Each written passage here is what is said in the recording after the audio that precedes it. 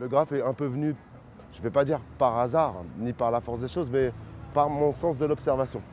Parce que, étant jeune, j'étais comme tout le monde influencé par les séries américaines que la télé française nous proposait, dont notamment Starsky et Hutch.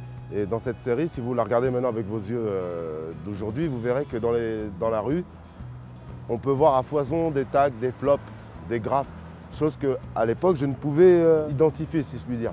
J'ai eu l'occasion de voir une émission qui se prénomme Les Enfants du Rock, et c'est là que j'ai pu mettre un nom à ce que j'avais plus ou moins remarqué quelques années au préalable.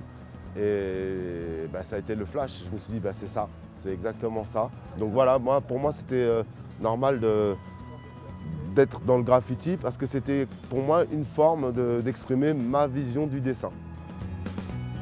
J'aime transmettre les choses. Pour moi la transmission c'est quelque chose de fondamental sur le plan humain, bien sûr. L'espèce humaine, c'est cette faculté par l'oralité, par l'art, par bien des choses, de transmettre une expérience et de ce fait continuer et évoluer, persévérer et tendre vers le meilleur. Et c'est dans ce sens que j'aime à moi diffuser, à donner ce que je sais. Je fais de mon mieux, en tout cas ce que je peux, pour partager mon savoir.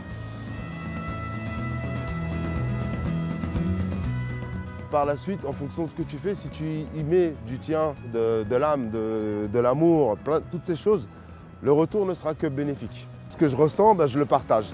Et j'arrive même à dire que toute cette énergie malheureusement négative, je l'absorbe, je l'analyse, je le digère et je redonne quelque chose de positif. Et c'est aussi pour ça que je fais ce genre de choses, c'est pour cacher la misère, montrer qu'il y a aussi de bonnes choses et qu'il faut juste tourner son regard vers ça et marcher vers ça. Et je pense qu'à ce moment-là, si tout le monde réfléchit dans ce sens, on trouvera une solution plus agréable pour nos descendants et pour tout le monde, quoi.